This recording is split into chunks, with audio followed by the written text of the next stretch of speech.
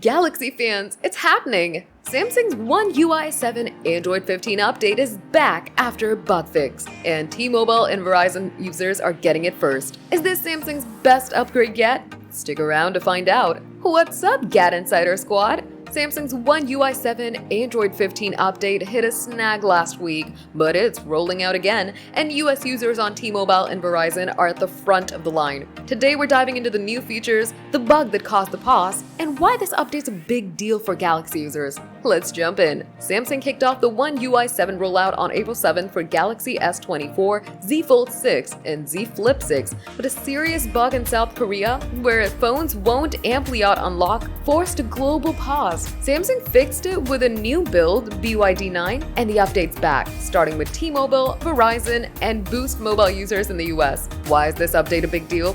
One UI 7 transforms your Galaxy with a cleaner look, smarter AI, and longer battery life.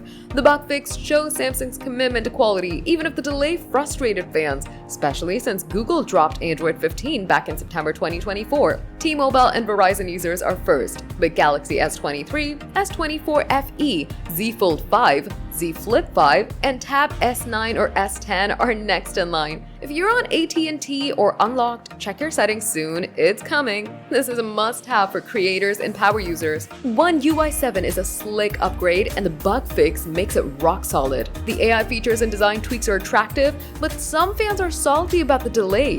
What do you think? Is the new Quick Panel or AI the real MVP? If you've got the update, tell us how it's running. Samsung's pushing hard to get this to everyone, so stay tuned for more rollouts and drop a comment.